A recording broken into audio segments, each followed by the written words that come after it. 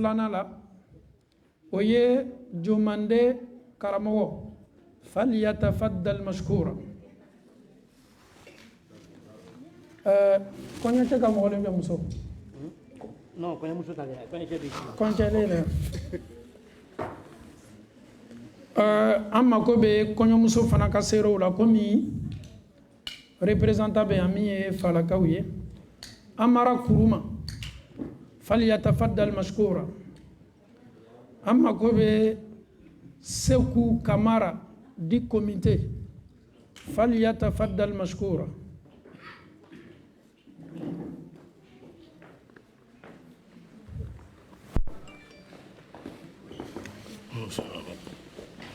alhamdulillah sero dafala keneke alhamdulillah akadanye bonya yere fana bunda kono komi mande bonya le mande ana chomo mi nanye keneke mi ya chomo bay vie Ousmane ele fana ina keneka kana anna kenela buliya insha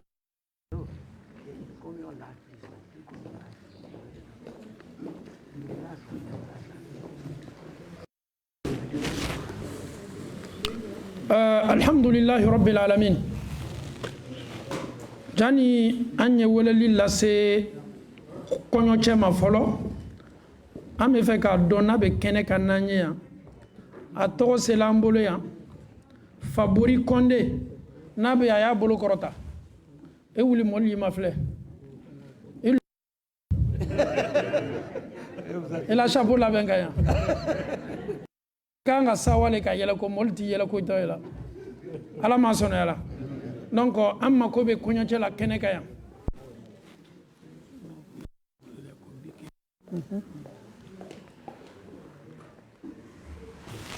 isi dagolo la folo bi la lone kramo cela basando nyana de ala sono ya furu fanante sekela fo démarcher le kala nay fola ma ko furu soma Furusoma amena woleli la sama oye général Bangali Fofana di Bike falyatafaddal mashkura. Ok, inshallah. Donc amma ko seto Madu Kuyatema abenanye linna inshallah. Ala ma sono yala. Furusoma brase yange. Ala ma sono yala.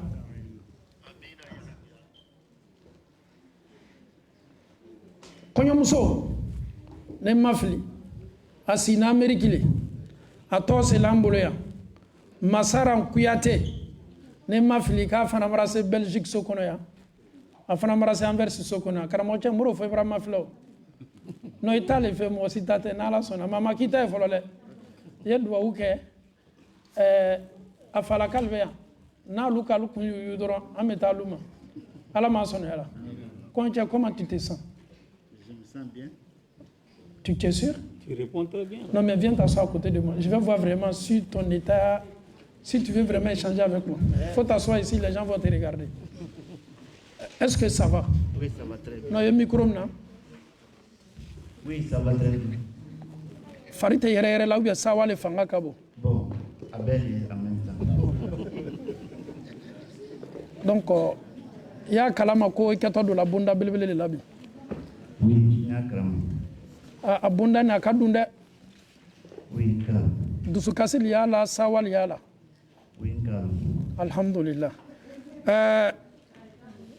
Demso. Mais Masaran Kuyate. Est-ce que furu min sirito? Tu as na dianya furu lewa. Oui, dernière fois.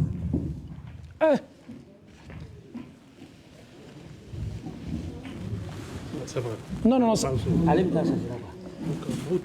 Ah, ok. Amena konja manyininga. Furu min siritoni ni dianya furu le. Ni force furu te parce ana dina te sonama. Tu na dianya furu le. Oui, dernière fois. Sikatala. Alhamdulillah. Mais yalaw ka salini be mafle. I korokel ya. Inuma musol ya. I kan nyol be ya. Eni mo siama ka adama de yanke. si ni kene min kan n'a fɔla k'i ye mɔgɔ tabi diyaɲɛ bonda kɔnɔ cɛɲa bonda kɔnɔ jo bonda kɔnɔ ka sɔrɔ i tɛra i numumuso de la dumuni kɛla ele kɛtɔ jɔn ta la bi k'a suwasi k'a fɔ ala la n kɛtɔ ne ta la kɛnɛ ka yan bi hɛ jani ye kuma ma filɛ dɛ jani ye kuma parce que numumuso le ka ko siaman kɛ i b'a bɔ baara yɔrɔ sɔrɔ i b'a dɔn olu le ko siaman kɛ la donc alhamdulillah bi n'a fɔla k'i ye mɔgɔ suwasi bi kɛnɛ ka yan i ni ala tɛma la i bɛ jɔn suwasi bon bi ni k'a fɔ ko n ye mɔgɔ suwasi mɔgɔ dɔw ma siran kɛ quelque chose karamɔgɔjɛ ale ko kura ko ni mɔgɔ i nana kɔrɔma kɔ dɛ ala ma sɔnna la donc i ka to masara ni suwasi la bi k'a ta sunna ni farida la k'a ta diya kan k'a ta boya kan k'a ta si kan k'a ta kɛnɛya kan i prenez o bɛɛ la mais est-ce que entre toi et moi ça c'est nos secrets hali ni k'a fɔ k'i kana bɔ est-ce que réellement tu aimes la femme là? Oui, je l'aime à 1000%. À 1000%. Mais est-ce que ça, c'est pas petit? Et bien, c'est deux faralo que c'est deux voilà là. Oui, ça peut être à 2000%. À takbir. Mais c'est qu'on est déjà eu manada. Non, ala la itena zelani zifola. Ja chabakoro ya chaya lona afuruloni. Emiria to kuma kuma na yo bele la bola. Ala ma sono yala. Jana anya furu siri. Ko sabali adama de anya na yala. Ebe soro lomi. Ele ye na kan ye kasi kan mol sawani. Demara soro me deni kasi le nana. Me mo ye krefe be sawani. O sawa ele te kololo la ele ni kasi le nana. Me adama de na furulo. O sawa ebe kolon la jama fana be kolon la. Mo te kasi la olon be sawani me. Ele sawani me bi serel sawani me slama be sawani me anfleba be sawani me. Donc bi ya lombale sawa belebele lo ne bi. A sabana domi alabe anka karfam nana ameni nyanamaya to lomi anu ye wala mol ye kasila kasoro antere na dunya lomi mol tere yela ko lale ma nya on ko se la lomi mol ye kasila an kon marawa antena bolo kasifana kalama komi an sorolo an ni kasi nana nyami mol le sawa min kalante bolo kalama donc mariage fursiri lom belebele le adama de ka douna photo tarikhula de ma soro sini ni hakili jigilani na lono aketo fola alala kabina uma soro folo ni ne tere ne la furu sirilo yi ame Allah taala dali furu min sirito ka ke furu barakama bayala mo kala monsieur Koné Oui. Non, regarde-moi en face. Oui, je vous regarde. Mais d'habitude une fleur be ka bolema mais bi do vraiment fleur ye fait un arrangement les gars Non, c'est le jour spécial. ala ma sono yala ko kelen pele ke ton ni monela ko la doni an ye duwa wala sunin tele o hollandais ye yelema belgique ya américaine ye yelema ya anglais ye yelema ya mais an fana na element ba ke wala amérique o fana ma no amade fa américain yo le mais fa américain yo le mais basita la sa akala nyanya comme matu kabo nanga na element de fana bla lion représentant amérique ou bien monsieur Fofana nan fana tala lo ma ante kello na ala man bena saba isi ni karamol le temane ye karamo ya murani la tawiyo ko jamura Bon, ne ko en chamurana. est ce que ni qur'ana ere dilima te kulu nyami Non, ni kurana dira mati mbise kabenya. Allahu akbar ala ma sono yala ok amena nyasi furute se sir la nyasi maslama yala ala karako sallallahu sallam la nikah illa bi wali muso te se do la furu la nyasi ma fu muso la kotigi waliwu ye kotigi ye demso fa ole ka kan demso ka kotigi yala ni demso fa te nyanama yala ma minu be fa cheta no ye demso badema ya korakaw olu be se kala ka kotigi no lu fana te ala asaba minu fana mese cheta la den ko fa lu fana mese kala kotigi mais alhamdulillah rabbil alamin demso minye masaran kuyateye a koroke ba sabatini me ameriki a yɛrɛ fana mena nye ni waati ɲɔgɔnna la Sheikh Madu Kuyate salamu alaikum How are you? Alhamdulillah. Slamal dafani kene kayambi. Akadi anye ama donc a fait ka représentant blay là. Même si il doit muso dila kak blay place là. Mais aduma anuyele slamaya la. Muso ba ke dila fo anye demso la kotil ala waliyu la céréale. Al nasoro ni ka mo bla ko ka demso représenter. O ko son ka fo sisenye. Ni demso o fana be walu ya bordem so la ñiningali dama me ka a poser ku anye furu mi kene kani an kana enquête ke dola parce que antana fem fana ye ante se furu foy sirila foanya maflele ni furu te muso kuna parce que kiyama o fana kiti kabo anga woleli ka so ani demso nakumana anal kormso bakmana minye ambalma muso nanko mango bintu kone anna anine yere kumana ni demso yere na kalma nyininga ni furute demso kuna alu dola detail la ka di anko furute demso kuna furu mentera kuna furu brawuli akuna donc alhamdulillah o ye demso baramol kuma kanye comme il est l'outil demso koroke bali fanaye est-ce que be sa céréale ka fa furute demso kunawa amma ko question folo min wodo inshallah alhamdulillah rabbil alamin comme ibra question wodi fanan bisi ka fuyena demso jere yi nya pro yi no ne ka fo nya ma alika fefe fo o ka te ne taka kami no bi furute demso kuna kamere ndule tibra kwa ko bo ala mata o ke ko sabane so bibi mi no kamino nini ala wujela lo furute demso kuna alhamdulillah o yenni ngali foloy ouais donc inshallah ibe to linna nanye parce que amma ko bale labi vous savez furube sirinya ouais kaba fana ka duwa kundu nyene inshallah ni ala taala dienama ouais alhamdulillah favori konde ibolo korota ni kene kaya muso makita e folo de ala masono ala masaran kuyate alhamdulillah waliwe madu kuyate Mohamed Cissé Fraya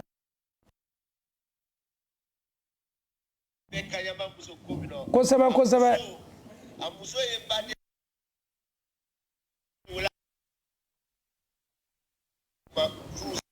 Allah haya mena inshallah ala masono yala amina ya rabbi ala okay amma ko ye sere la minye Mohamed Kuruma nabe ya bolo korota monsieur Kuruma amma ko ye jomande karamola alhamdulillah amma ko fana amara Kuruma monsieur Kuruma mais Kuruma barasa nyamma ko la amma ko fana se ku kamarala kurmala kal ni kamara kal alte bonyon ko aldo nyon kan wati be ali furu sere ro la alkasad molli ala ma sono yala ni ala taala sona monsieur favori ni siya si c'est ici ici ni totete si c'est fana ici donc demso faleni akorokeleni demso koroke ko alhamdulillah ko abara dien monsieur Cissé a représenté officiellement parce que na lete furute se sabatila ko la sonoya bonda kono ko min baramoya kole alfana diena ka fo kalbara bonya di monsieur Cissé ma doni Allah taala sona enquêto furu sirila furu min sirito kaslama bela bo seriala furu min sirito nasoro muso kanga di kamerema ni muso mante ka dama anye fa fola ka bela swalo alu fa muso dama wala malte fa muso dama akana dama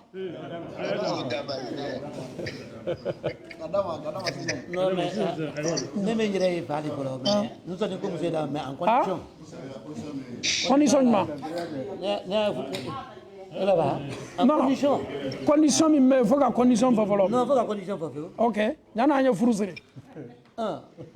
Ne la muso denni ne terfew ala ba ke représentant ni bi mais mo me ba che me a bulo bala a muso lo kadi mo vraiment na sabal de est ce que mo wala ke non ka bo sabal ko nya bala so ne o place le gadi so pone la gaje ma fa ka fonde représentant du quoi ne ku yate la représentant mais a inta ou la frenka folo nga de basi menge kan ne mo ko ko do atakbir suma takbir mais ni monsieur Sissoko quoi l'était muso di la fala fo bolo de poche la ni karamol fana ko kuyate la kalma sise ko furute siri fo ka warle la ka 500 euros le la folo ngame dépasser ko kasi parce que ko be nyam mani be ka tu la intérêt le defana be ka tu la intérêt le defana ni karamol fana ko sise parce que muso bola amerique ko ka jande karamo ke afo ka fana mara ka wa de muso ta fo pari ika no benya yolo na nyauta ika ye ko boy fula ngula Allahu akbar ala ma sono yala ne wani kuro flelu tala le bro ay wala le fe ante ni kete ka karamo kala muso dama no te mraka mo ja nyama bra president comme de ala chabra president no ban bala ato konje gana nya furusiri ok amena téléphone di vamrama elle be monsieur kuyate to nanye linna ebe téléphone na inshallah ala ma sono yala ala man be na sababa ma ala anke sabati do boloma ne be na mo do bla tinya le musola kotil baradi me muso dolbe altise kumana parce que ni faka ko forum na kabla brabla fa la pression ni na la pression ko son tuma do furu mandalye mais ni muso dan di ni be furu fana ma ko jime mbola ma noda tomo wala sumanu yo sonde ala ma sono yala ne keto imam ben blala secret bolo ma camera ko toyi ay waka wa konyo muso manyini nga dugola na soro furu min sirito ni ceduma wala ma ceduma tay imam ben yeto démarche ke kana résultat de jana baraka inshallah pante mariage force furu sir la ko amara bo telela inshallah konyo ca dusuli akala te kiw parce que dernière minute ko le nunu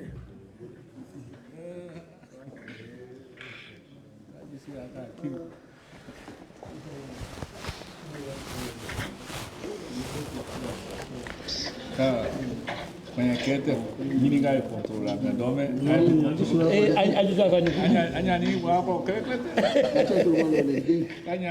sajima kala pla otri kwalo we moi musu ya baba pro ala kemra bita amwe na ala kemra bita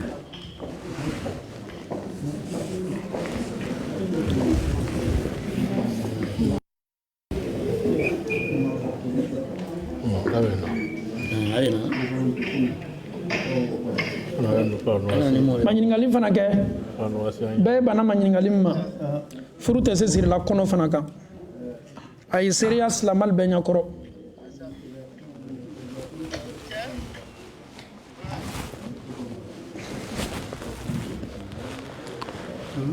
ala ma sɔnɔ yala donc nlani b'a la imam bɛn bara information bɛɛ ta ale bɛ nana ka na information lase nin ya silamali tolen don a la inshallah information berbeda lagi c'est check ada yang mau force quoi mau force abola elle ni dia nan era nyango ci em to mal pour combien de pourcent ko à l'infini donc ko après à la série toute inshallah donc alhamdulillah an ma ko détail là a bebra sambulo ala man bena sababa ma monsieur Condé aujourd'hui est un grand jour pour toi. Today is your day. Ni bibola la lonte eta ebile. Aujourd'hui est un grand jour. Muso te sekali tai. Fiye se muso la wali ulema. Olule anya koroya. Moye se la koti male kapugana ye. Bonyani karama bonda kono. Kana ma fama jigila. Kafo. i burankɛ le k'a ɲini a fɛ a ye diɲɛ ala kosɔn ka a denmuso i ye tɔgɔ fɔ dɛ parce que denmuso bɛ se ala bolo Masaran Kuyate k'a d'i ma sunna ni farida la ani Alahu Taala kumakanba min ye kuranɛ ye a ye diɲɛ k'a denmuso d'i ma ani i ye ban k'a fɔ ani furu nafolo min kofɔla ni ɲɔgɔn tɛ mara kuma dama dama ni fɔ nin yila tanta a fɔ ya maya kana komi i bɛ fɛrɛ fɔ la ɲamɛ i burankɛ Sise i bara n'a ma Alahu Taala kosɔn a ye diɲɛ k'a denmuso Masara Kuyate d'i ma sunna ni farida la ani ala kumakan ani furu nafolo min kofɔla ni ɲɔgɔn tɛ donc Sise fana kɛ tu jaabi la n'a ko k'a bara diɲɛ a denmuso min tɔgɔ ye ko Masara Kuyate k'a d'i ma k'a di Fabori Konde ma sunna ni farida la ani fɔ ka bɛn furu nafolo min kofɔla ni ɲɔgɔn tɛ ni o sabatila silamɛw tolo dola a la a ye fɔlɔ le ma k'i bara denmuso ma ɲini k'a t'i la a t'i bara diɲɛ k'a denmuso d'i ma Alahu Taala kumakan aya 3 o ye kɛla ko le accompagner n'o banna kɛla dɔrɔn Alahu Taala bɛ sin k'i tɔgɔ sɛbɛn furukɛlaw cɛma ala m'an bɛnna saba ma ne tɛ labilali la kɔ ko cila ye fɔla Sisi ɲɛnɛlɛ ko a y'a lase sama donc so ye kɛnɛ ye boriba t'a la e burankɛ le sigi ni ɲɛkɔrɔni mais Sise i sigi ka ɲa i sigi i ɲɛ bɛ caméra ma voilà c'est bon comme ça me micro di i burankɛ ma tu prends ton temps avec un ton de respect c'est très important ah monsieur Koné j'ai l'impression que tu es un peu stressé là. Non, je ne suis pas stressé. Tu n'es pas stressé. C'est l'émotion. C'est l'émotion. Attaque-moi. Ah, l'émotion. Ok, je te passe le micro, Inch'Allah. Bon, je voudrais te demander un service. Ok, Sabari. Si c'était possible que tu me répètes encore. Ok. Monsieur Koné me demande de répéter encore. C'est le beau qui est là, le futur beau. Ok.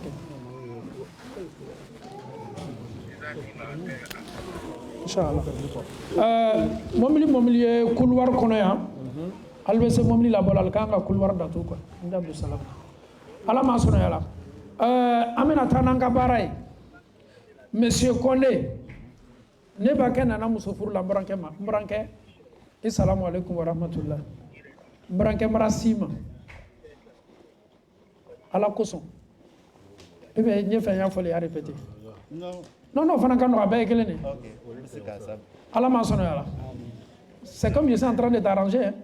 Ça me fait aussi plaisir. Ok, ala m'a sɔnna la comme il est mon gars là n'a mɔgɔ sɛbɛba le an bɛna o faveur k'a ye donc n bɛ micro d'i ma Inch'Allah hakɛ to fɔlɔ a ye sabari nin waati ɲɔgɔnna la mɛlɛkali sigini bɛ n'an ye furu min siritɔ sisan mɛlɛkali kɛtɔ furu ni ne tala ka taa n'a ye Alahu Taala bara a ye kɛ ka sɔrɔ alhamdulillah dusukun bɛɛ farani bɛ ɲɔgɔn kan an la kafɔlɔya miiriya ni hami ni haju min na o le ye ka furu siri an baden fila ni ɲɔgɔn tɛ k'a siri ɲa ma sariya sɔnna siri ɲa min fana ma o kosɔn a siyama na an ɲana furu siri bangela duniya bɛɛ y'a ye mɔlu fana y'a ye sunna la furu ye sirila ɲa min ma o le ka fisa k'a kɛ tɔmasiriko ye k'a kɛ mɔlu ye bɔ a kalama ni k'a mɛn ko furu dogo ko tɛ dɛ sini ni kɔnɛkɛ na muso ye la ɲɔgɔn fɛ bɛɛ b'a dɔn k'a fɔ ala la ne k'a furu ye n sere ala ma ala m'an bɛnna sababa ma donc alhamdulillahi rabbil alamin an bɛna baara damina monsieur Koné vas-y a fɔ fɔlɔ kɛ Salam alaikum. Wa alaikum salam wa rahmatullah. non allez Salam alaikum. Wa alaikum salam wa rahmatullah. parce que non mais kana pressé quoi ne m'a ni burankɛ le sawani bɛ ba kɔɲɔtɔ le sawani bɛ ba ala m'a sɔnna la kɔɲɔcɛ mara se burankɛ ma mara fo ka ban k'a ɲina fɛ sunna ni farida la a denmuso min tɔgɔ ye ko Masaran Kuyate n'a bɛ se diɲɛ k'a denmuso d'i ma sunna ni farida la an y'a daminɛ o ma fɔlɔ mais i ye s'a ma fɔlɔ k'a fɔ Ali tamate. Nige. Besima Alahu Taala kosɔn di denmuso Masaran di ma sunna ni fɛn ani Alahu Taala kuma kan Alahu Taala kuma kan. kosɔn Takbir. monsieur Sise Naam. e burankɛ ko k'a bara s'i ma e denmuso min tɔgɔ ye Masaran Kuyate Naam. k'u ye diɲɛ k'a d'a ma sunna ani farida la ani Allahu Ta'ala kuma kan belebele ani ala kara sallallahu alaihi wasallam naka sunnata slaba qui est bien qui demso dama ani furna folo min ko folal ni ñonte donc antolo bi la ni be se mau biela lo de tane burba ko bana ni me ngal itu akula be tien kan de muso masalah dia lima bunga antara التكبير ثم تكبير favori konde sela demso la koti ma mi waliyu representant ko ka dien Allah Ta'ala koson ani ala karakata islami sunnaye ani furuna folo min ko fola ko ka dien ka masara kuyate di furula waliyu ko ka bara dien ka al demso min to masara kuyate ko ka di favori konde ma sunna ni fardala Allah Ta'ala ka kuma kan belebele mi Qur'anay ani kera ka tasla sin mamba ani furuna folo mi ko folo nyonte furuna folo fana alhamdulillah asabatin me wala ma sabatin te ay furuna folo labo furu soma ka furuna folo labo malo ko misinani ke wala furuna folo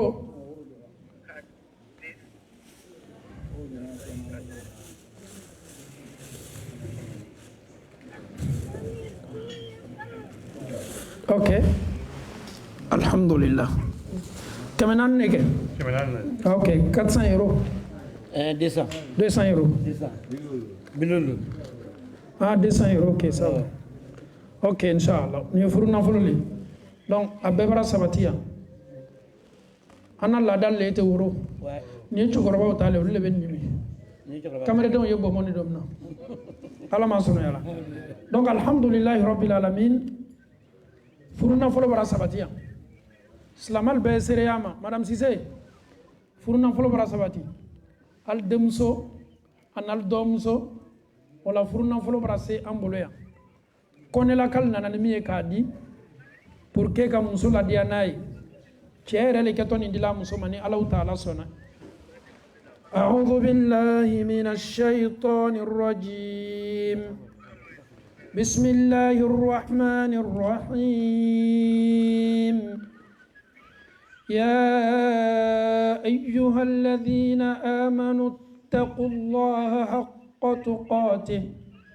ولا تموتن إلا وأنتم مسلمون يا أيها الناس اتقوا ربكم الذي خلقكم من نفس واحدة وخلق منها زوجها وبث منهما رجالا كثيرا ونساء واتقوا الله الذي تساءلون به والأرحام إن الله كان عليكم رقيبا يا أيها الذين آمنوا اتقوا الله وقولوا قولا سديدا يصلح لكم أعمالكم ويغفر لكم ذنوبكم ومن يطع الله ورسوله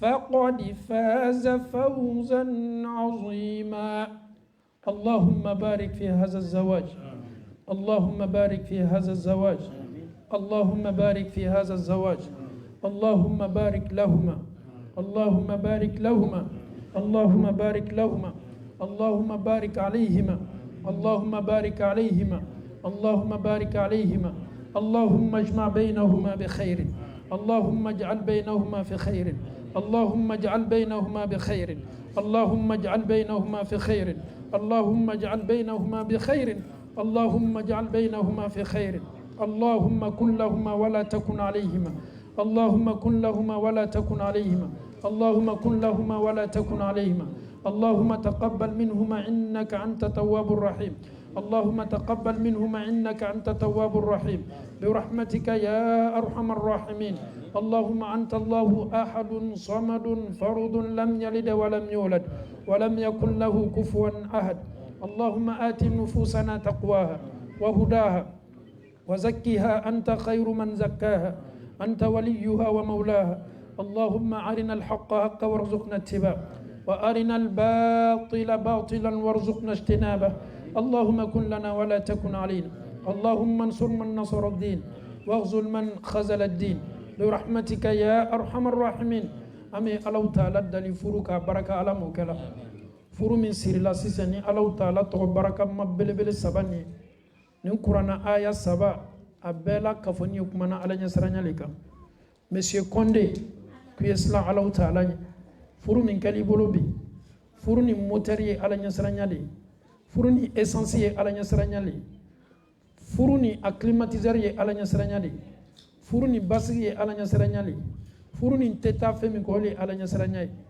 aya saba min karanabi neki jilaja ka aya saba ni lata masika tala furu kala nyanya fonko nyonga be do cheni musoche be yi jilaja ka ala nyasaranya ke ka fonko ya korota ka boy ka ala diyan ko no e ala mo kala muso bara kitaye bi furu bara siri sunani fardala dentu bara diyan ko demso dima ame men nyini fe e bara do bombele lan alon ka fo kunu itere nyami bi iketo iyere ila bunda gbere le kono kunu itere willa kelena e faril kumu ni yika mebi alon ka fo ni lala ka wuli ala la farukumu min ketuka muso le ya farukumu moyo te chegbana farukumu ye no alon ka fo kila nyanama ya ko be bara changer adon ka fo bi ibake bola bona muso le keto afilima ila fani na mabende ila samara ni mayelema ila ko kenya be changer tole ire fana keto noro yala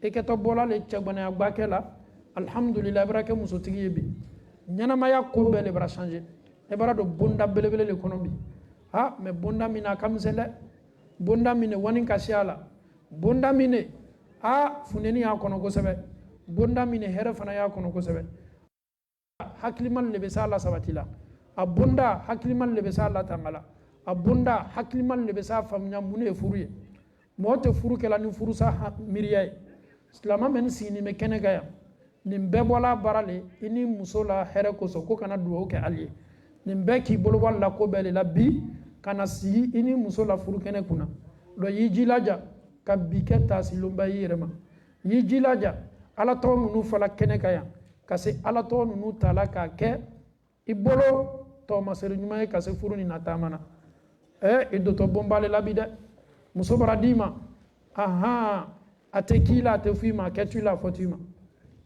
cheche ka disibisi non ne korakel muso yemin kala wallahi ne muso tizen ele ba musota ele reta be min kila ko tel talmo kila do adon ka fa ketila a fotima ayere loto lundo ere ka kuma do fime bi re mafle be ka ko mi yechi mone bulu musolo bo bela se jaba koroma me be ni beta ni hakilile kan ni beta ni sabari lalili kan flabe ko dima kono na dia ere bunda kono muso misikina do muso hakili bo na nyanya allon ka fo ko tel hakili ka bo ni muso tay muso nyana nyanya muso la nyali chele be se ka kan nyali confirmer e bi jilada muso min dili ma bi ka latanga ka mademe ani jomi bola fabara kan ibara ni nyumale yedo faraka ni jugumawne ye fereke ka se yelemani dola ka kola ame Allah taala dali charge belebele min ni idola bunda kono ka atali sono ye ala mo kala furuni ka baraka ala mo kala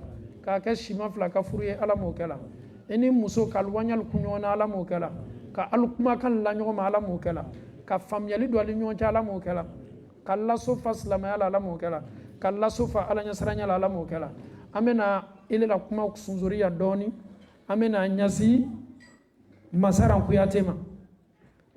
kuyate ni tolobe anani wati nyonala adonka fo kibara do bunda belebele do kono muso ye furula lomi ablay kuna ka fo kibara do bunda la itunyu bunda mino ni furu bunda tikili muso ikelen tere diana ko minu kala dambara bla bela bi ele te so ko fo ikili kanyana mayala fo ki chele diye nyini al nalte jamana kili ite se bola ko fiya foyeli e baketa la famfa na madien ye bokata fami fe al na te ka fo yulo nye bo atea wallahi ni ko julumu lo kiyama lo ite surunya la kuma te ko kake a te ben silamaya la muso ita kenema kasoro iche madien amel lalilika min fiye e bi jilaja ni lalilika ni se la baraka lala mafo ni chete nyaba muso gore fede me tuya na al ni cheka muso nani ta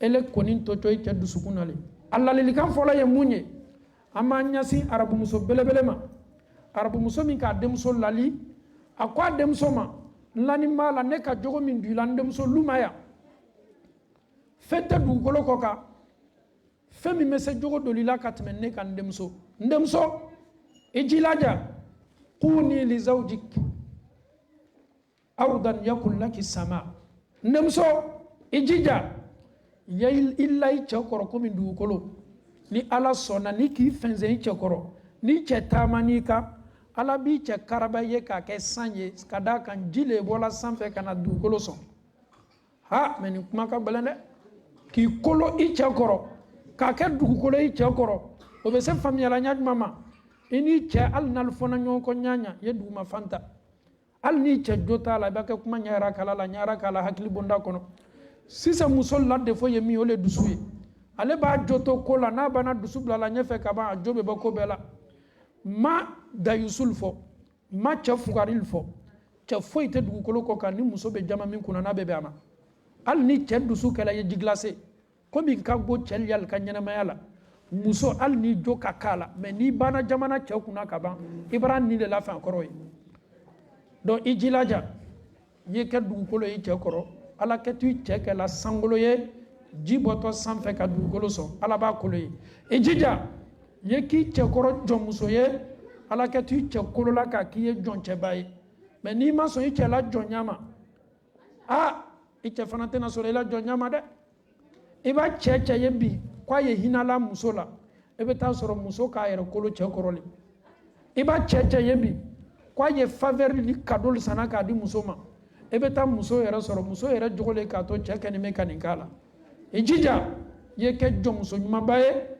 ala fana mini che kolo ye ka ke jon che nyuma baye ijija lalilika folo na la asabana na nanina iche an la yaqaw aynayka anyafla kana laika kasoro isenimante ay sabari iche mako bakila wati malmamso yire seninya iche nya ilaika kito seninya la ijija iche kana suma fo mi ko fo suma dumana ni fana me furu sabati bi ko sebe muso dol makotal yere la muso dol makote seninyana muso nyana ka fo ko dengele fla sababa soro la kaba netna tala yorosi tanke ni muso mase asadinga na kaburu la muso ni senyali kaka ijija ichenya ilali kan wati ay keka soro illa beni me ko sebe ay keka soro fana alala parfaitement bi kan surtout al nalte jamana kele ini chaba ke kuma na whatsapp la ya don fani nyumal do afla le kuma na altale nyoye yi jija yo bla pratique la la lilikan do fana ye munye mbal mumso iche kongo to yalo kongo bakala nyama ala nyanya parce que alla jamana ni ameriki an sigini teida ma nyem man kutu chama mena muso e barala che barala muso ba bara nyanya ye wati do di bongono la fana ma ye wati do di chema yi chela suman ko nyana bo yi mako do yi chela ni kame ko muso furule mais ni muso bana na folo talaka bla kuna ni ko ye dunuya fanfa chama na furusa le bichala ijija ye wati di cheme kanyana mayala tunyale na folo nyinin kay mais furu fanan kabo ni ko beede bi e bara do furula muso yirika le be bi alu nyaboni mi fe bi ko sebe e ala al ni ne tumbla lile place la ita lon ko che ko bara gbeleya ita lon ko muso ko bara gbeleya foni ka furu chanyuma nyini wala ma furu muso nyuma nyini ye muso yela ka fo kal kasia mais min ka to tala furu lo ka do de ye chal yela ka fo ko chal kasia men sigi to min ko furu lo ka do de do furu ye bi ko belebele le ni Allah taala ka chemin dima ka blay garjigela yi jija yesi polo sila chawma akana talayla de musol tere min fola folo kuma baraba ka fo alala nin chega ninke men chegben ka bo kenema wallahi yire le gbena ka bo ibi cɛ gɛn ka bɔ kɛnɛma bi I cɛ b'a ta muso gbɛrɛkɛtɔ donna labonna jɔn de tɔtɔ muso banaya la hali n'a fɔli cɛ ka jugu ele de tɔtɔ muso banaya la ele de fana kɛtɔ ala dalila ko ka cɛ d'i ma I miiriya tɛ cɛ la olu de kɛtɔ nani kɔ I yɛrɛ tun tɛ sɔn cɛ minnu la olu de fana kɛtɔ candidat posé la o ele ko k'i tɛ sɔn nin na dɔgɔyama ma ele ko k'i t'o fɛ n'o kɔni bɔlen ya bon na muso caman de bɛ bi bon b'o bolo fɛn bɛɛ b'o bolo o bi cɛ ta dɔrɔn k'a ladon a la bon na ele ko k'i ɲɔgɔn tɛ yen ni ɲɔgɔn tɛ I tun tɛ cɛ min fɛ cɔ o de fana natɔ lala I la bon kelenw la I ka dɔw gbɛn ka bɔ min ma nin fana bɛ n'o ɲɔgɔn kɛmɛ k'i la musow ka kan ka nin yɔrɔnin faamuya furusa a conséquence ka bon donc an bɛ Alahu Taala dali k'i kɛ sabarila ye Ala m'o kɛ la I jija I cɛ la secret I y'i jija ka a sutara komi tɛmɛtu I n'i cɛ tɛ a ye dali ni cɛ tɛ bon na I n'i cɛ n'aw fɔnna ɲɔgɔn kɔ ko dɔ kɛla I jilaja a ye kɛ sutara ko ye an bɛna to yan ka samakan lase muso bɛɛ ma mɔgɔ mɔgɔ bɛ salle la yan ko dɔw bɛ yen maa ɲɔgɔn yɛlɛ koko ye a n'a cɛ bara fɔ ɲɔgɔn kɔ ale bara taa ka taa cɛ la secret fɔ a tɔɲɔgɔn ɲɛna an ye nin lamɛn dɛ sini ele ni cɛ kelenw bara bɛn a la mais ele duɲɔmuso le kɛ to I cɛ la mɔgɔ la kolon de ye ele biri cɛ la secret fɔ I falakali ni nalakali ye sini fɔ ka bɛɛ bara kelen ni cɛw cɛ ele ni Alahu Taala cɛ la mɔgɔw bɛ tigɛ I cɛ la walama ale tɛ tigɛ a la c'est à dire I cɛ ale bɛ furu la mais la mɔgɔw bɛɛ tigɛ nin b'a la I dɔgɔninw tigɛ nin b'a la I kɔrɔw tigɛ nin b'a la mun na ele ma se sabarila ko gɛlɛn kan muso tɛ dugukolo kɔ kan bi silama muso la ni ko tɛ kɛla min na ya furu la mais a dɔ la hakili ka bon dɛ ale b'i muɲu ale ta kan surtout I bɛ muso caman na hakili ko ye yɔrɔ min na ni cɛ bɛ fɛ ka muso filanan ta a kungoya bɛ fɔ yɔrɔ min a tɛ fɔ yɔrɔ min a b'a yɛrɛ feere bɛɛ ma ele baba o kɛla cɛ ka to musow la dɔ la jɔn de kɛla naloma ye c'est une réalité jɔn de kɛla hakili dɔgɔ ye parce que ele biri cɛ la gundo bɛɛ fɔ ele bara ko bɛɛ fɔ mɔlu bara kaɲɛ ile ma mais cɛ bara musow la dɔ a tola jɔn t'ale ma I tɛna kuma ta la ka taa n'a ye I fali fɛ Afiriki I fa yɛrɛ muso 4 de b'a bolo I tɛna kuma ta la ka taa n'a ye yɔrɔ wɛrɛ I fa muso 3 de b'a bolo donc muso ka kan ka kɛ muso sabarinin de ye ka kogɛlɛn muɲu ka sabari kogɛlɛn kan furu ye latigɛ le ye ni Ala ka min ɲasi ma lon min na y'i jija ka sabari o kan fɔlɔ le ma ko muso bɛrɛbɛrɛ ele ɲa ye minnu la k'a fɔ k'ale ye hakili dili ma dɛ ale tɛ hakili dili ma ni k'a lɔn k'a fɔ n bɛ ɲɛfɔli ma kɛnɛ ma wallahi I t'i tolon o la donc muso ka kan ka kɛ fabaden de ye muso silamamuso le ye muso ka kan ka kɛ limaniyamuso le ye hali ni kogɛlɛn dɔ ɲasina a ma mais ni muso banna cɛ la bɔnkɔnɔyɔrɔ ta la k'a bila kɛnɛ ma k'a fɔ k'a bila fɛrɛ la e b'i yɛrɛ de feerela o ye dɛ ni ne tigɛli le cɛ la sini ne ile ni cɛ ɲɔgɔn fɛ ne ka taa fɔ la le muso ni cɛ ye mɔgɔ lakolon de ye donc ele cɛ ka to mɔgɔ lakolon de ye duniya bɛɛ bolo jɔn kosɔn ile yɛrɛ kosɔn k'a sɔrɔ bon kelen kelenna bɛɛ la problème bɛ bɛɛ sabarinimiya problème kan an bɛ nin ɲini muso bɛɛ fɛ an ye nin yɔrɔ hakilimaya Ala m'a faamuyali ko nɔgɔya la an bɛɛ ye an bɛ ban ka min fɔ an balimamuso ye o le ye seniya qualité 2 ji la seniya ani kasadiya la seniya ji la seniya ye mun ye cɛ ni musoya kɔfɛ muso y'i jilaja a kana tolon kɛ jɛnɛba koli la muso y'i jija muso kɛtɔ bato kɛla furu kɔnɔ n'a m'a kɛ k'a sɔrɔ a seniyani bɛ ka bɔ jɛnɛba nɔgɔ la Alahu Taala t'a ka bato foyi fɛ donc muso y'a jija k'a yɛrɛ seniya seliji ani jɛnɛba a y'o koli la caya ni jɛnɛba nɔgɔ b'a la a y'a jija ka jɛnɛba muso fana y'i jija k'a bon kasa diya k'a yɛrɛ kun kasa diya a cɛ ɲɛ kɔrɔ an bɛ Alahu Taala dali ladilikan minnu bɛ di la k'a faamuyali ko nɔgɔya an bɛɛ Ala m'o kɛ la ka musow kɛ furulabatola ye Ala m'o kɛ la ka musow kɛ furu sankɔrɔtabaga ye Ala m'o kɛ la furusa k'a dɔgɔya an ka société la Ala m'o kɛ la furusa k'a mabɔ an na Ala m'o kɛ la cɛw ni musow k'ale bɛn Ala m'o kɛ la cɛw ni musow k'ale waɲali kun ɲɔgɔn na Ala m'o kɛ la muso ka a kɛ a yɛrɛ lɔnbagaya ka furu la k'a ye muso le Ala m'o kɛ la Ala ma muso tangala cɛya place tali ma furu la Ala ma cɛ lɔla lɔyɔrɔ Ala ma cɛ lɔla lɔyɔrɔ Ala ma cɛ lɔla lɔyɔrɔ Ala ma denbaya fanga tali Ala ma sɔnɔyala li Ala ma denbaya ladoli Ala ma sɔnɔyala li Ala ma mako doli denbaya la Ala ma sɔnɔyala li an bɛ Alahu Taala dali an sigi nin furu min kunna k'a kɛ arijinɛ furu ye Ala m'o kɛ la cɛ ni muso ka waɲali kun ɲɔgɔn na Ala m'o kɛ la silama n'a kɛla sababu ye ka mɔgɔ fila ni ɲɛ kɛ kelen ye an bɛ Alahu Taala dali ka Ala diɲɛ ka nin kɛ o fana ma sara ko ɲuman ye Ala m'o kɛ la seere minnu siginen bɛ furu kunna yan ka Ala diɲɛ ka furu ni sereya an bɛɛ bolo arijinɛ kɔnɔ ala m'o kɛla alimami minnu sigini ma kunna ka alimami ninnu kɛ furu ni sere ye arijinɛ kɔnɔ ala m'o kɛla an bɛ alaw taala dali ka den barakamaw bɔ furu ni ala m'o kɛla alimamiw tɔgɔma k'a caman bɔ furu ni ala m'o kɛla parce que an tɛ min faamuyala ni furu min banna sirila n'olu taala surtout kelen yɛrɛ bɛ Amérique Musa o kɔni o bɔra bon nafa den na alimamiw tɔgɔma ma bɔ a la karamɔgɔcɛ ye fana taatɔ la Amérique ni kɔni taala i ye ko an bolo sa fo Alahu alam mais y'i jilaja sa i ye karamɔgɔ tɔgɔma kelen bila i la bon na n'a kɛla ten i tɛna ɲinɛ an kɔ mais an ye furusiri kɛnɛ le kunna dɛ n'i ko inshallah i b'i jija k'o dafa ala ma sɔnɔyala ala ma furu barakala ala ma waɲali kunna ɲɔgɔn na monsieur Koné à partir de maintenant tu es déclaré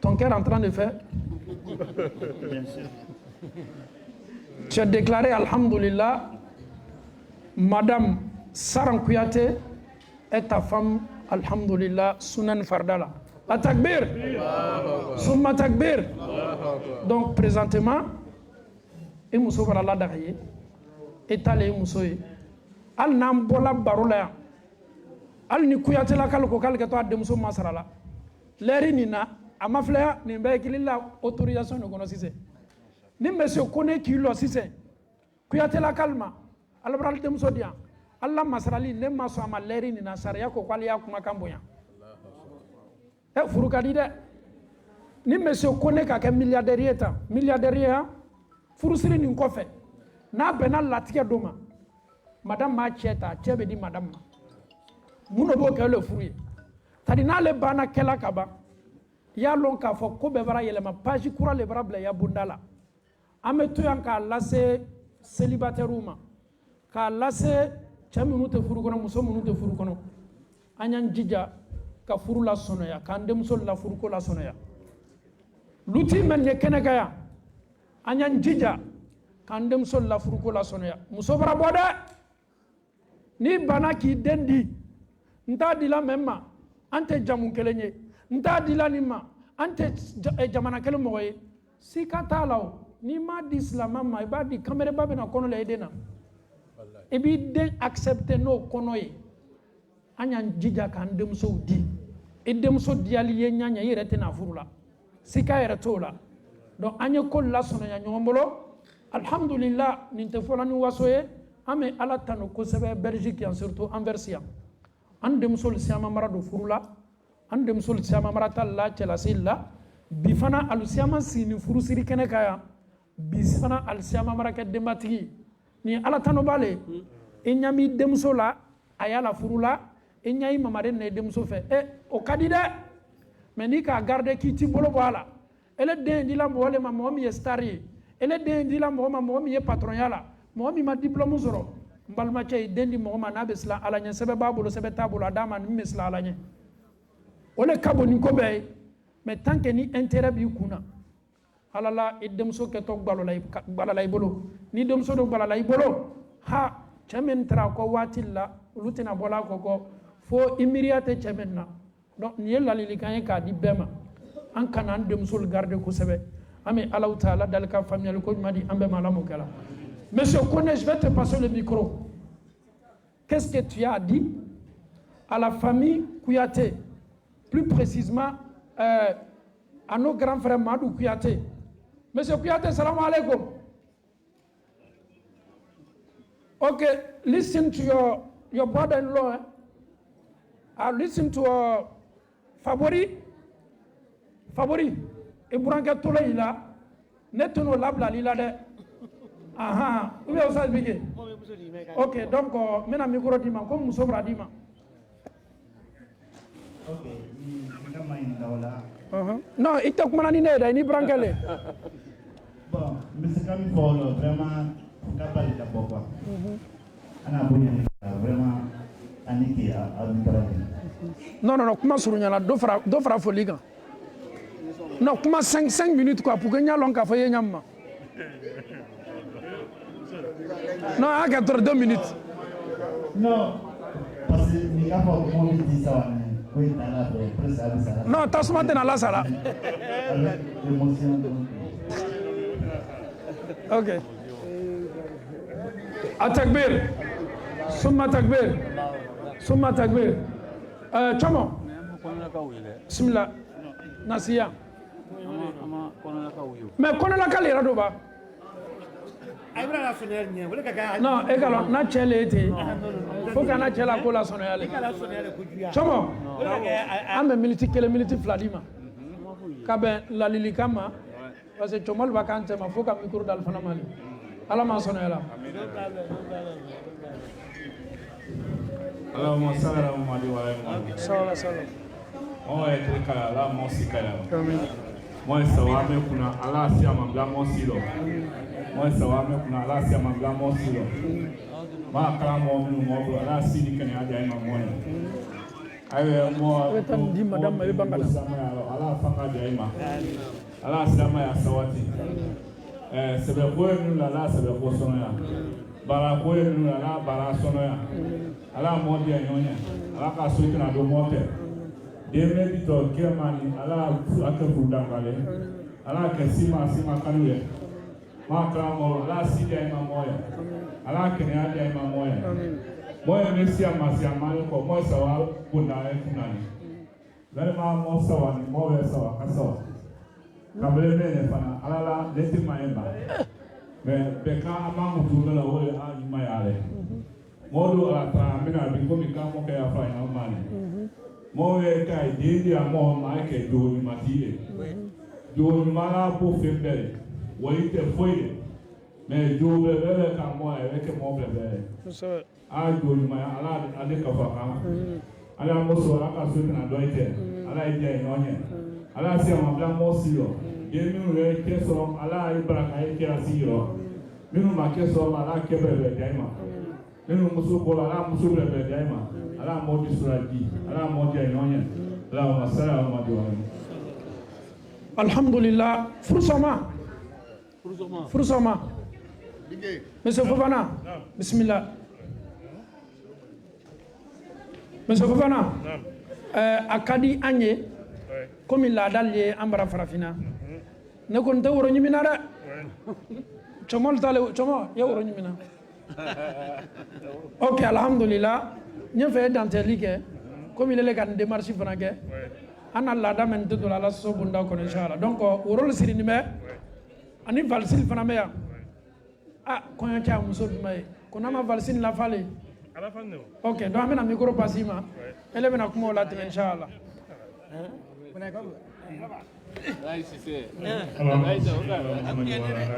Sala. Ebi nyalo kamera la. Famille Magmeni. Mola ni wuro fulare. Kadiya muso fo wuro. Ata ya korota. Fusi wuro. Ole ni. Alo kamo muso di mama mo tare muso fo wuro. Ole fa ni. Kala faisi wo ha.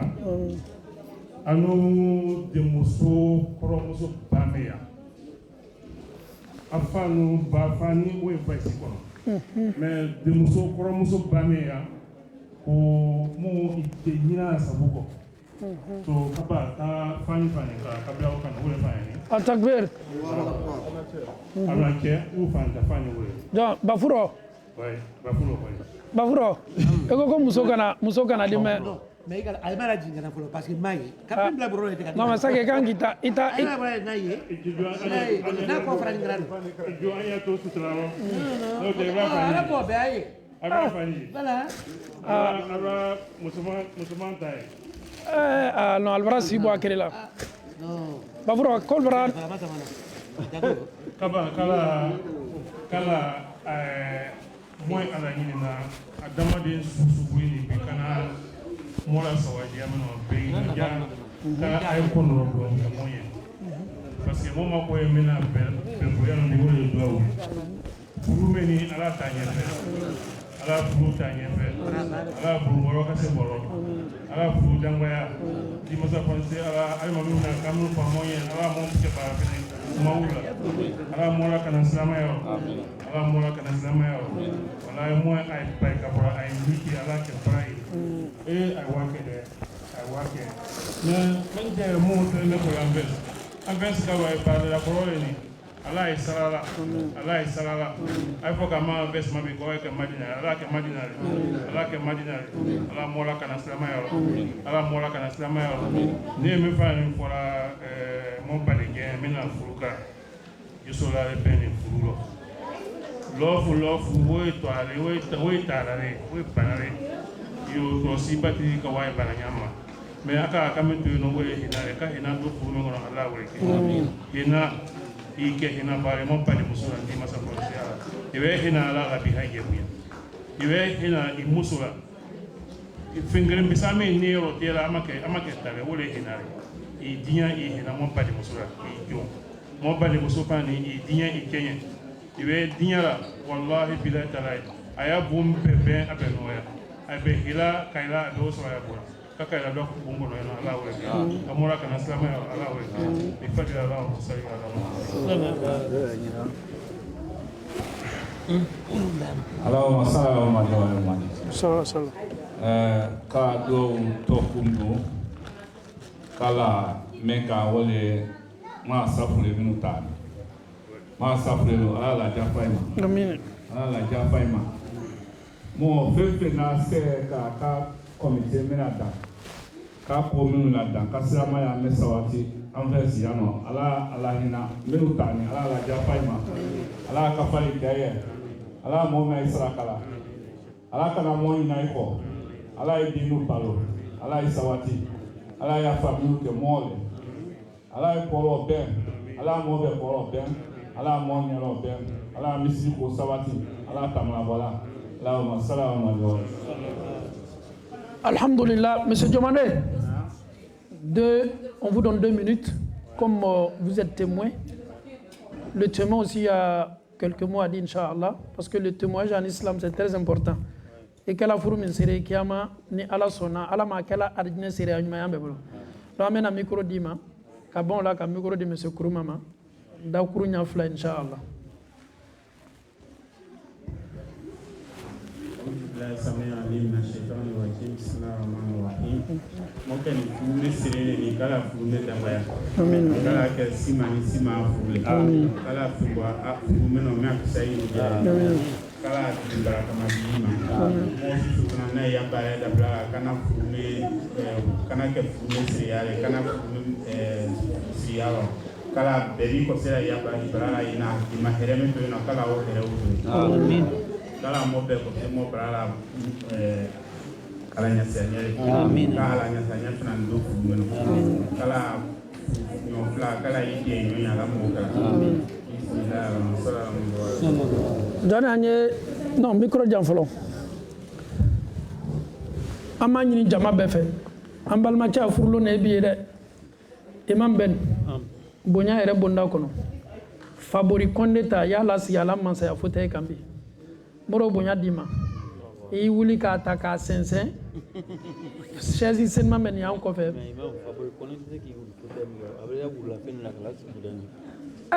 no fe me ya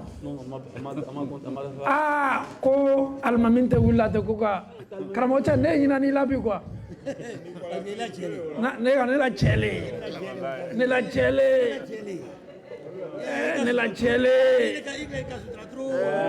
chele Monsieur Kone imam ben ne wole tunye un imam spécial qui là si la man sa charge ga bi yalo ne de imam e wuliye konyo teta ka là si ala man sa charge ga voilà parce que charge mi encore faire si là le gozo donc a ko kana na jabi donc ya là si encore match net voilà alhamdulillah voilà donc konje tu es à l'aise maintenant, non? Mais quand tu es mata benya il a de au fana magajada. Ok, ça va, alhamdulillah. Ala ma sono yala. Imam yi kale be minke. Ebe mo kelinda ka asi konjo koropuke. Elle amena non. Amena ma fleli ke salle. Konke falakal koneli. Pour que ay rassurer, mais ce kuruma ta kele yo si akoro. Monsieur Kuruma, et je dis ça, non, quand il y a un peu de yala. Parce que c'est une cabo à Kelema. À la maçon, yala. Monsieur Kone, je pense que tu es à l'aise maintenant. Are you okay? Sure? Non, je n'entends pas. Est-ce que ça va?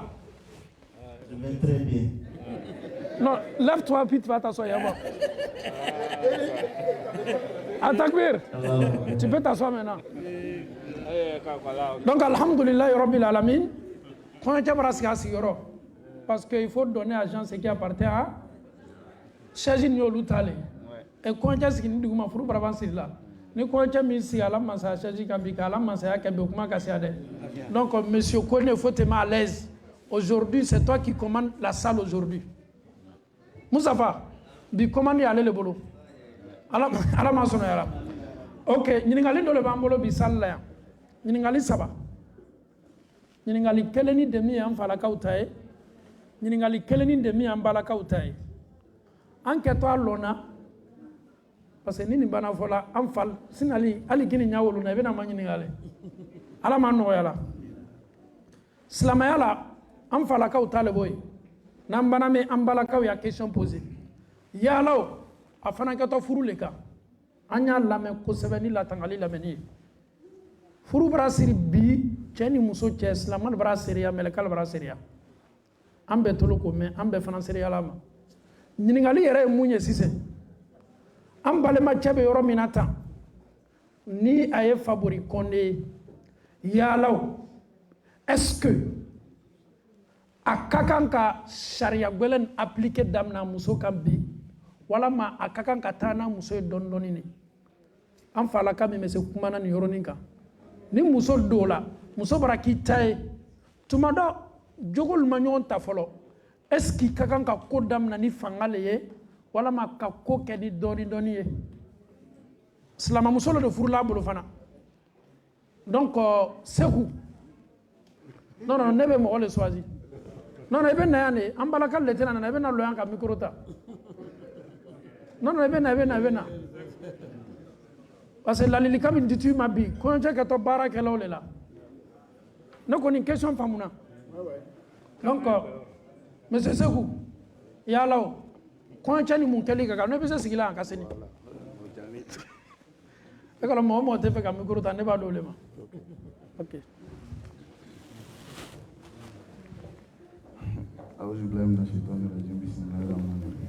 Bon, question est la question, on a famille. On t'a mis là, on doit aller doucement. On doit aller doucement. Ouais. Na kake fangala do, parce que muso braka tayo. Ouais, muso il t'a les mains, faut aller doucement. Ouais, c'est la muso là. Non mais elle a kana na te paniquer. Sekou, pourquoi il doit aller doucement? Non, pourquoi il doit aller doucement? Qu'il faut être talent fangaï. C'est vrai, c'est la même chose. Même là, comment on appelle ça, droit au long, le droit du mariage, tout. Mais quand ni talent dondoni, et bien on femme. Tu sais que t'as ni quoi y fangala. Ne c'est la question de poser. Alors quand on a quand muso ekete de ale te examen rete tala leka. Na la ka chebe muso doma, muso min do sankura il a furu kono atolo ka gbele. Un exemple. C'est-à-dire muso tolo ka gbele. Elle tra ila nyami man islam sawra min na ele bara. Furu ere damna lo ere ele bara ka fo alala misali aboloma. Meshi mandile. Ela ko muso bra na ni meshi la bona. Ya law. Ni le la islam ya ka bo meshi mandile. Ele bono kom na di. Ka to follow e to ni mesho ye follow bi e keta follow le nimbo. Abe jabi le de. Non, abina jabi. OK. Non, ben ni ka sani muso ta afula ko ka nga nyolo funu. Nyolo slide maga. Nyolo e ka nga nketi kala. Ka jolo. Ka lo muso mi srama lo ben sramate. Ou ben na la srama fa nga bona ou ben na mabu. Sani furu fana e ka yo viga nga furu ka sna ya bele témoin. Donc on srama pensa ne ka furu ni siri. Donc o be ko fe ni muso dona ni ka meshi akuna. I va fola ele il est la srama ya fa nga bu. Sramana dina maso machine doma furu kala ka ba muso lo. Même na itisi ka e bi se ka foka abo. Mais je pense bien que furu lo na tena fo directement kontie. Tu vois non? Mais même dans ma son tamira là, il t'a don à una table. OK, ça va. Sekou Dramé koko ka tane dondoni. Est-ce que tu la cause on a dondono mawa? Ah? Monsieur Jomande. Tu es d'accord? Katana ko dondoni. Parce que féminin ni ki ba tele nyado mabe karlale. Donc ko nyetana le dondoni. Al ni bena sharia ira kala me etana le dondoni. Barakallahu fikum inshallah. Ala man bena sabama. Amena nyasi ambala kauma. Ok, alhamdulillah. Ambala kau. Ya law. Slamayala. Anya ni yoroni nameni la tangali la meni. Muso. Ini chetola furu kono. Madame Kuruma. Banisha alame ko sabere. Ini che furu kono. Muso ni che bara fonyon ko sosoli bara do al nyonte. Amesa fola sa setana misen do nanal nyonte. Muso bara mone. Che bara mone. Beya kalama ninte ala ka chel danole. Orgay sugu do be ay chella. Muso ya ta famfe. Che ya ta famfe. Bongonoro la be mone ni nyonkoro. Madame Kuruma, John kakan ka boy yere la kado magbe. Chele kakan kana fo muso yene a kominte menani nchoele die. Wala ma muso le kakan ka boy yere la ka fo alala kominte menani nyonche ne barana kana duma fanta. Ye question ni jabi ni ala temala la parce que ni nafa ka bo chew kan ko saba ou bien. Anafa ka bo wala ma nafa mambo. Question ni gadam fala ka wera. Hein? Atakbir. Suma takbir. Non, ne rabena mo sabale swazi minka toni njabila. Madame Kuruma. Musole kakanka boire la kana chema wala ma chele kanka boire la kana musoma. Mais yalaw. Est-ce que bi musole be sela ka sabari ka boile yere la nal telephone nyoko kana duma fanta. Ele musole be se kuma noka.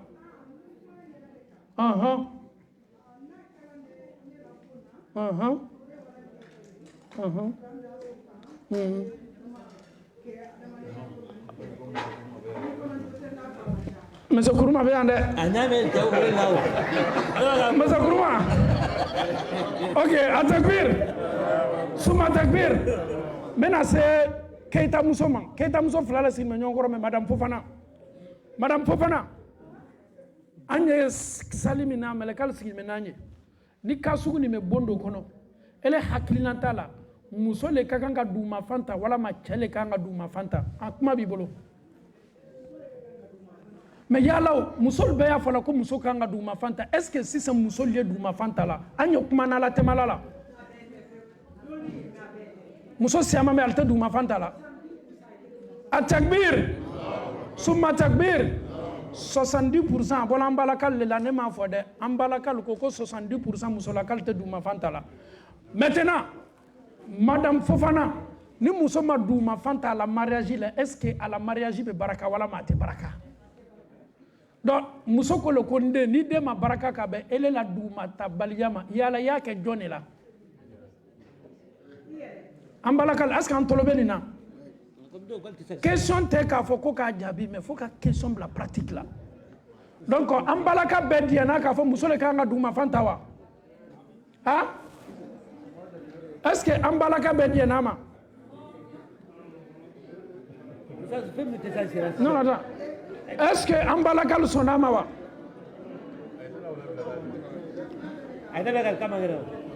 Atakbir.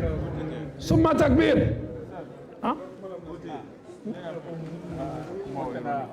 Ok, Aïsabari. Ambal Macha demande une intervention fitininka ni gagna une question de Assalamu alaikum wa rahmatullahi wa barakatuh. Wa alaikum salam wa rahmatullah. Delu se kame ko yoro me ko kan wole parce que ala jere ko ba we tonyo ni haramuya ale jere kuma. So apan be tonyo ni haramuya moni inyonte. So neta milialo ale nya muso ka ke duma fantala mais ni ile che kalon ka fi ni muso tonyo la. Micro. Ni ilana la ilele jote kolo. Ne kwanta miya ibe se kata ka ti muso madia ay camera takbir non ante te gara fola takbir na fola takbir Allahu akbar takbir summa takbir malala ni question familiale monsieur Diomane Bolo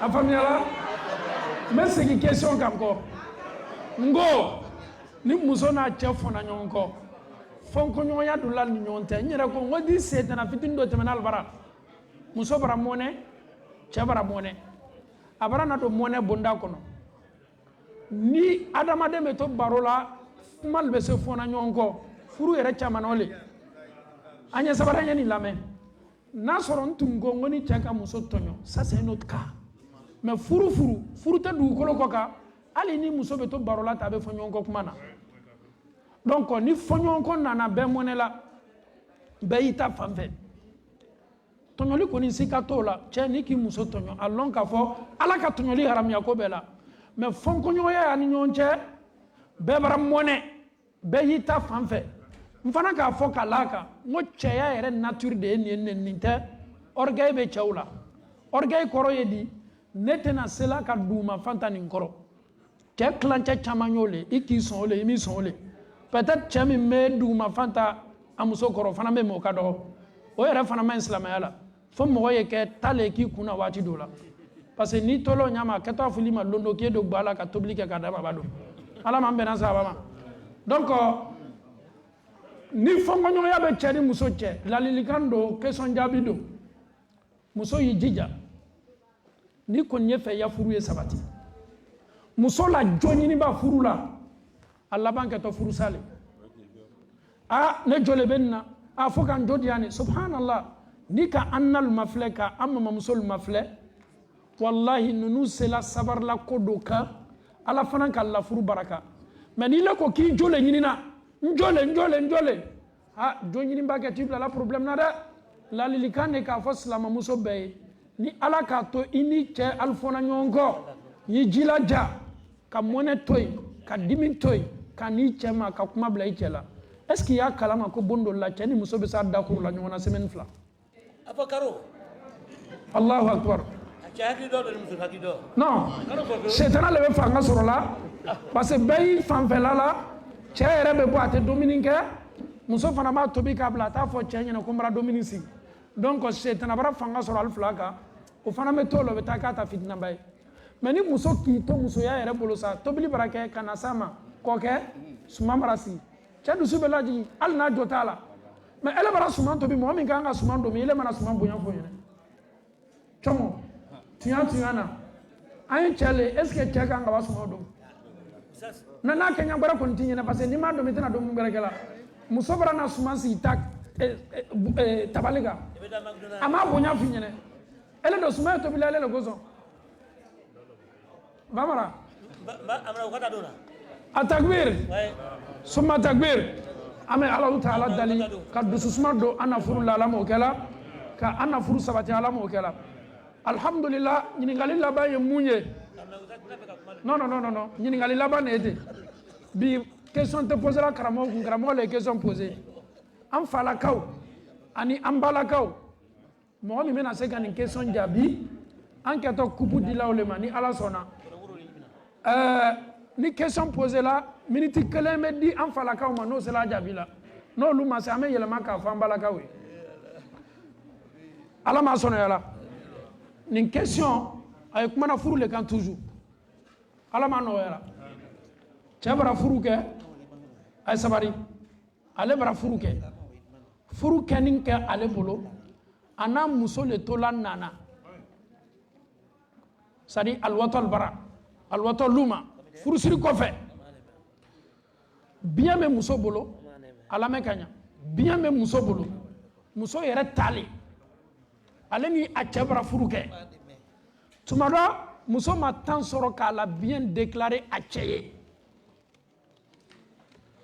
k'a fɔ ala la maralu ni ne lɔ mobili mɛ ne ye n bolo mais muso ni a nalen ye ko kelen ma muso ni a nalen ye affaire la alahu taala ka musow la kalifa minɛ a la ka sɔrɔ a ma yakol déclarer fɔlɔ a cɛ ye an falakaw an bɛ miniti kelen pe di alima nin jaabi la yaalaw est ce que muso a cɛ ka kan ka muso la bien revendiquer wa walama a man tɛ ka revendiquer walama est ce que n'ale kɛtɔ mun kɛla ka bɛn yɔrɔ ma adamo une minute seulement cɛ ta tɛ bon ale k'a jaabiya an bɛna se an balakaw ma question kɔni faamuyala a faamuya non cɛ le bara muso furu muso ma se temps sɔrɔla k'a la bien déclaré a cɛ ye lulu le y'a bolo wa bolifɛn ne y'a bolo wa biyan ne y'a bolo wa donc Alahu Taala k'i to a ka masaya la ka muso ka kalifa minɛ a la muso dɔ la bien o muso n'Ala kali le y'o gérer la muso kɔni mana sa yala o est ce que muso cɛ droit b'a bolo muso a bien o la wa an balakaw bɛ s'an dɛmɛ n'o la furu kɔ a muso le madame Kamara muso est ce que cɛ a bɛ se ka o fɛn revendiquer wa ni muso la bien ni a ye sabari muso yɛrɛ tɛrɛ ka nin t'ale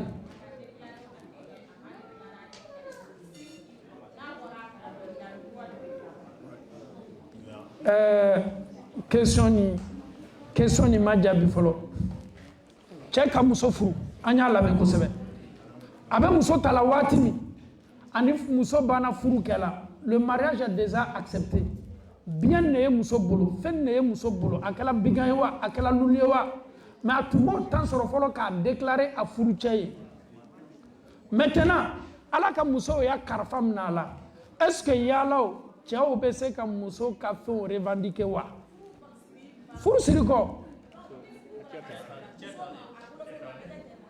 non elle est question jaabi la elle kana question poser ne kun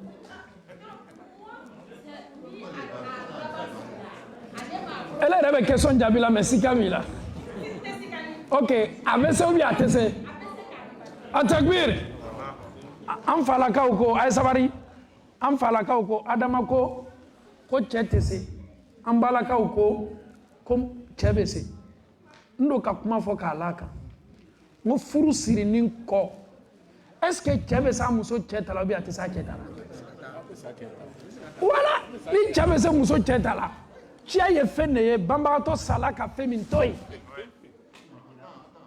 ne ka question piège le la na ni question bana kɛla question piège ye dɔrɔn a bɛ ɲagami na le non an ka kan k'a woloma le ka bɔ madama ni sariya ko cɛ bɛ se ka muso cɛ ta muso bɛ se ka cɛ ta non muso bolo fɛn ni k'a mɛn ko cɛ b'a cɛ ta la muso ka fɛn de to yen cɛ bɛ min ta o donc Ala m'a sɔnɔya la donc an bɛna nin victoire di an balakaw ma Ala m'a sɔnɔya la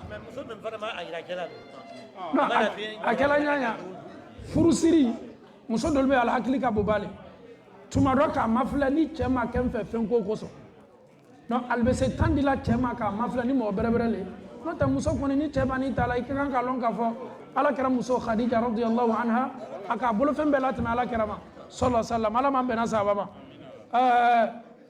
an bɛna jama dɔ mafilɛ sali la minnu bɛna na ka na duwawu kɛ surtout cɛganaw ye ani muso min tɛ furu la an m'a mafilɛ ne yɛrɛ ka mɔgɔ min na furu siri n'a dɔli bara kɛ dentigi ye bi karamɔgɔcɛ ye lunɛti fina ɲami ma n mako b'i la yan n mako i la yan bi ouais bismillah parce que waati dɔ la an ye foli bɛɛ di la an na cɔmɔ le ma cɔmɔ an mako fana ye génération kura la parce que ninnu de kɛtɔ hali nɔ labila la n'an ma kuma d'ale ma waati min na a ma ɲi donc karamɔgɔcɛ na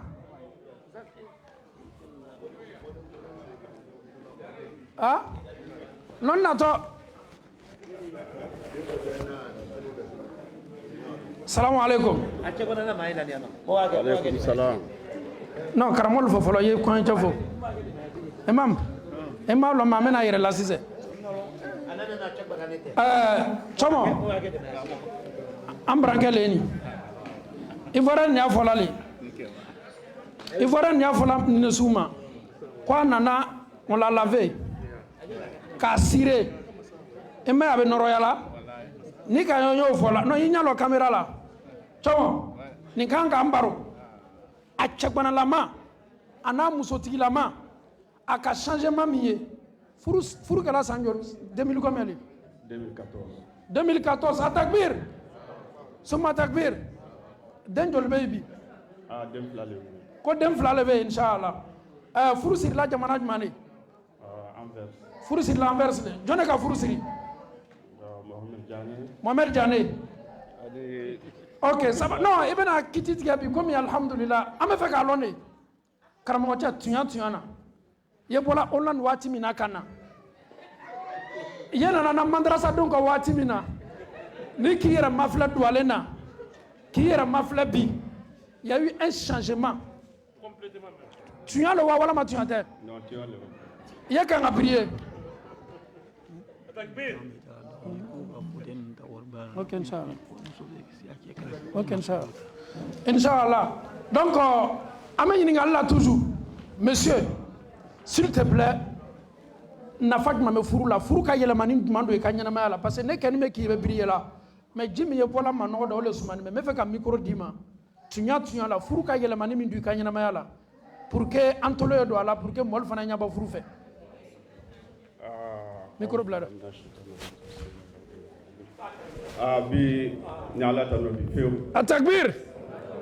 Nka furu kala manani bi tesama pale ba yote. Non. Jaba ina na no bi ne robe no bi na ala tano. Allahu akbar. Ala tano fefe ala na furu kala fe balele. Ni ka furu ke inoro sambale soraro. Mais Kramoge, elle est branakal sin meka salla faya. Elle est lunette fimane branakal nyene. Oba yara ka foko an ye bramunu ye mashallah. Non kana lunette binyala le. Ale le tere nyala be nanole. Mais elle be se mu fola caméra den nye ka be furma. Tunya na. Bon, na ye même fla ka be don ye be furu ke furule yon yon te du na teron e ka furu ke ale matanga ko sambale ma kabo ya dune doro abe dune te dala kayen ni ka furuke donc les nata fuli mal ko monsieur alhamdulillah ngado yoro ne obunya soro atakbir donc alhamdulillah e kalon ko badia nyanya ko jama ba bobe nya Italie la ele ka Hollande toy ka France toy ka Allemagne toy elle ko kite muso ko so foi la fo Belgique ya so min to ko Anversi karamo cha mune kibla muso tala Anversi ya o bon o sababu ko ni malero na to ko masanje a kele zinde Allahu akbar nanara jaite ni nanada de ina de mo me na Saudi ma no ni ka jina ko ye ke mo la fo donc alhamdulillah rabbil alamin c'est un exemple à montrer inchallah. Aujourd'hui, il est devenu père de famille, il a 2 enfants. Sa femme était à l'école chez moi là-bas. Donc, félicitations, Inch'Allah. Qu'Allah met la baraka sur le mariage. Allah m'a dit muso wanya kuna nyona. Kamere de munu ma furu ke folo ka Allah Ta'ala dian ka furu no yawe Allah mo kala. E rabra bu musi betoli damna si mashallah. Koni sunna le tefe ka fanga soro. Allah ma sona Allah.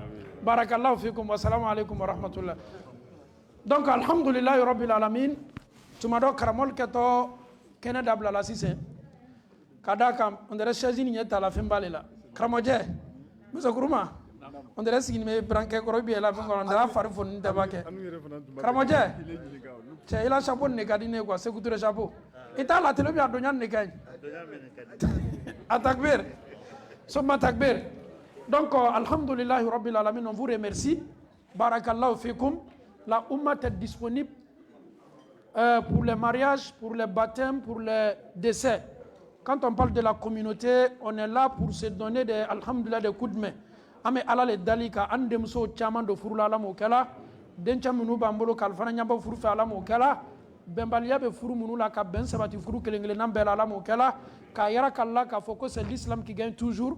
Quand dans la communauté mariage be ke wati be ou be communauté ka sabati le yira nan dem sol be furula nan denchal be furula nan korol be furula wallahi ninte fo yira communauté la fo furu ne furu chaya la yoro yoro ne mambe mais ni jana yani mana ya chaya la yoro yoro o yek baloni jangatali ame ala le dalika furu no yanga communauté la ala mo kala a buruburu ni to minu to la mi andem so fitinu ye ko lu fanan do furu mi mana ala mo kala anga joromina bi o le anden jawi dem so sama mara furu anden jaw fana ka do ko lu ye ka furu no yawe ala mo kala parce que dem minu ye mona ya chala kala tuya na oni dem so la ide tekele anye do kal fana ye kalma deme ka fereke al fana se do la furu la ni ansela ye amena chapitre datugu jamuso amuso brakatai aya fala le teja imam jane ete mikoro blate neni muso si nyongoro parce que baraba ka etala déjà donc monsieur Kone alhamdulillah ngana na itonyo mene ni america muso to nyombolo e ya fala le d'accord Ça, il est pressé, mais il me chasse. Donc, Chamo, anu bena kene toyi. Amena chana musoto nyombolo. Wassalamu alaikum wa rahmatullah.